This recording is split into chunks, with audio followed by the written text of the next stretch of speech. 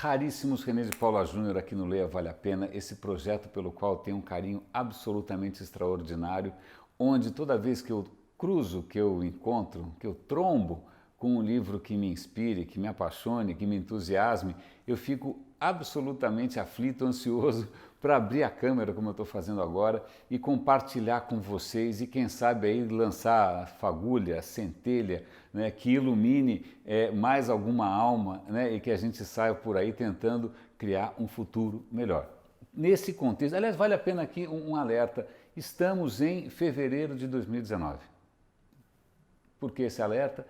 Porque eu acho que nessa altura do campeonato não dá mais para sermos levianos, né, para sermos ingênuos com relação ao papel da tecnologia, da inteligência artificial. Eu acho que não tem nada mais anacrônico, não é nada mais antigo do que aquela fé, né, dos cyber-otimistas que achavam que a gente ia ser levado a um paraíso automaticamente, né, humanidade 2, 3, 4, 5, 6.0, só porque o digital, em sua natureza intrínseca, na verdade, isso realmente passou, não tem mais espaço para isso. A gente, o ano passado, foi infelizmente bastante farto em demonstrações de impactos completamente imprevistos, né? Usos completamente abusivos da tecnologia e mesmo impactos involuntários também. Se pega, por exemplo, o impacto do WhatsApp nas eleições, ou o Facebook polarizando o mundo inteiro e mudando o resultado de eleições. Você pega o que a China, o que ela está fazendo com a inteligência artificial a serviço de um Estado ditatorial, do controle social. Então, em 2019, ser assim, arroz de festa com tecnologia, eu acho que não dá mais. E nesse contexto, isto posto, né, por assim dizer, eu quero mostrar para vocês essa obra bárbara da Hannah Fry, chamada Hello World. Todo mundo que é programador já se deparou com essa frase, é a primeira coisa que você aprende a programar em qualquer linguagem, que é como escrever Hello World na tela. E para dar uma ideia do que se trata, aqui não é um livro sobre programação, claro, o subtítulo é Como Ser Humano na Era da Máquina. Eu acho que isso dá o tom aqui, né? A Hannah Fry, se vocês não conhecem ainda, por favor, pesquisem, explorem.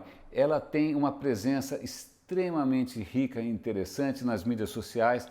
Ela está em vários canais do YouTube ligados à divulgação da ciência. Ela é matemática por formação, eu acho que ela é professora, inclusive, na Inglaterra, ela é inglesa, né? Ruiva, com vozeirão, com aquele sotaque esplêndido britânico que eu adoro. Então, aliás, um detalhe, este aqui é um áudio, eu li como audiolivro. Tá? Eu não sei se saiu em português ainda, fiquem de olho, né? O Hello World, nem sei se eles vão traduzir como Oi, só falta traduzir como Oi Mundo, vai ser meio engraçado. Mas por que eu ouço como audiolivro? Em primeiro lugar, porque o audiolivro me força a me concentrar um pouco mais,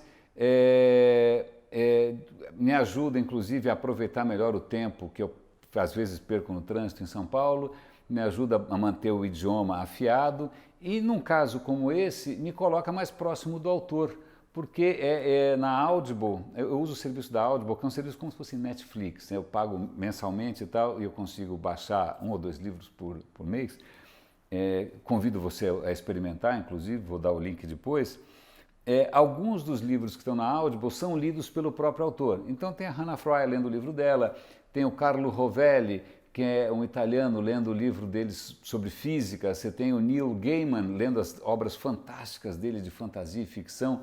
Então é lógico, a Audible tem narradores espetaculares, o cara que narra Mark Twain é um primor, né? O cara que narra o Yuval Harari é maravilhoso também, mas quando a gente pega o próprio autor lendo, para mim acho que dá um sabor especial que a versão impressa não me traria. Pois bem, mas por que eu estou compartilhando isso com vocês?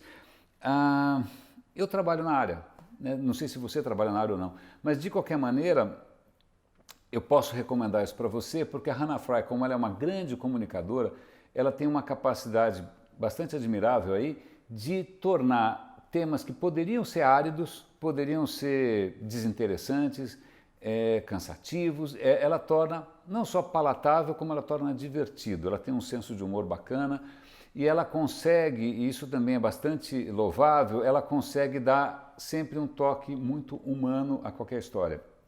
Uma das coisas que me impressionou foi, bom, lá vou eu de novo ver as mesmas anedotas e reflexões sobre inteligência artificial, mas não só, ela faz um trabalho de pesquisa, uau, muito profundo, ela traz à tona uma série de fatos, histórias e aspectos, é um trabalho, né, bastante interessante de busca de informações, de aprofundamento, como ela conta isso de uma maneira que eu acho muito ponderada. Se eu comparar com alguns livros que eu já comentei por aqui, vamos pegar o Weapons of Mass Destruction, né, que eu comentei há algum tempo atrás, Armas de Destruição em Massa, um pequeno trocadilho de math com mass, que é praticamente um manifesto contra a inteligência artificial, escrito por uma programadora. Aquele era um livro com um propósito, quase panfletário. Né? Quando a gente pega, uma das razões, inclusive, de eu não ter comentado aqui o Homo Deus, eu comentei o Homo Sapiens, do Yuval Harari, que eu acho riquíssimo, eu aprendi muito. Mas o Homo Deus eu deixei de lado, porque a partir de um certo ponto eu achei que toda a visão de futuro do Yuval Harari era, para mim, uma questão de tese, quase praticamente uma bandeira, em uma tese com a qual eu não consegui me conectar de uma maneira muito profunda, sei lá, fiquei em dúvida e por isso que eu não fiz o review do Homo Deus, eu imaginei que eu fosse fazer. Mas voltando, nesse caso aqui, a Hannah Fry faz um trabalho que eu acho bárbaro, que é um trabalho de ponderação. Ela nos ajuda a refletir e a ponderar. Ponderar significa pesar, colocar na balança. E ela coloca na balança não só algumas coisas que a inteligência artificial pode, já consegue fazer, que são bastante benéficas, mas também coisas, desastres e vidas inteiras e carreiras arruinadas por impactos negativos imprevistos, às vezes por incompetência, às vezes por descuido, às vezes por a gente não ter histórico dessa história. Mas ela faz um trabalho que é bastante equilibrado, de mostrar os dois lados da moeda, inclusive mostrando, ok, tudo bem, a inteligência artificial pode não estar perfeita ainda, mas e sem ela, como é que as coisas são? E ela faz um trabalho bárbaro de fazer uma fotografia, um raio-x, por exemplo, do sistema judiciário inglês, mostrando, imagina se ela fizesse o brasileiro, né, em que ela demonstra que mesmo na Inglaterra e nos Estados Unidos também, ela tem números interessantes, o sistema judiciário tem um forte componente de aleatoriedade, né? Não só julgamentos aleatórios, incoerentes, mas também vieses, tem racismo, tem uma série de riscos, e inclusive riscos que agora estão sendo agravados pela inteligência artificial, em que de repente alguém é confundido num algoritmo de reconhecimento facial com um bandido e o cara é espancado quase até a morte, tem a vida completamente arrasada por um erro de algoritmo.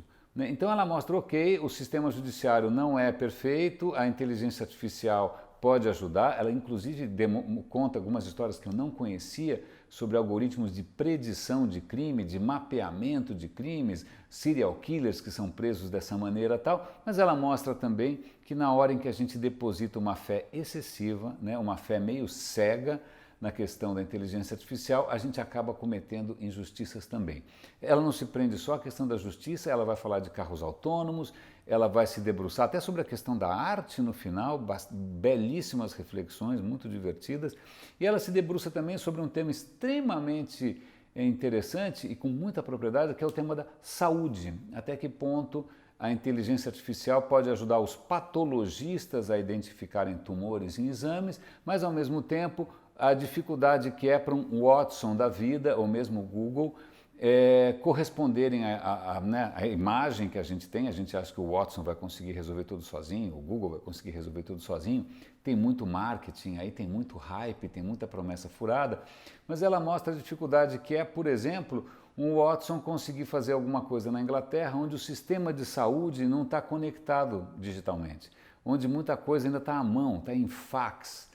E aí ela falou, olha, a primeira coisa que o Watson vai ter que aprender ali vai ser ler letra de médico. E aí eu quero só ver o quanto o Watson cognitivo aí vai apanhar, coitado, de garranchos dos profissionais.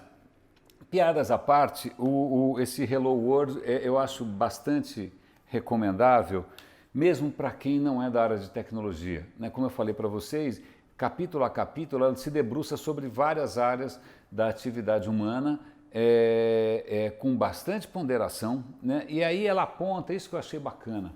Na verdade, vou até confessar para vocês, eu poderia ter, como em outras ocasiões aqui no Leia Vale a Pena, gravado isso no meio. Eu estou tão empolgado que eu vou gravar no meio. Mas depois do Homo Deus, que tomou a partir do meio um rumo que me desagradou, eu falei, calma, deixa eu esperar até o final. Né? Deixa eu até esperar até o final para ver se de repente não tem alguma surpresinha aqui. E a surpresinha é que, na verdade, o livro só melhora. Né? Inclusive, ela aponta, ela propõe, sugere uma versão né, uma atitude com relação ao tema que eu acho que é bastante construtiva, que é colocar de novo as pessoas em primeiro lugar. Né, e propor um futuro onde máquinas e pessoas se complementem, em que a gente tenha uma relação com as máquinas não de fé cega, não de dependência completa, né, não de uma relação mágica, né, com a tecnologia, uma relação quase que de submissão. Parece a história, sabe o que parece isso? O Mágico de Oz. Né, parece a história do Mágico de Oz.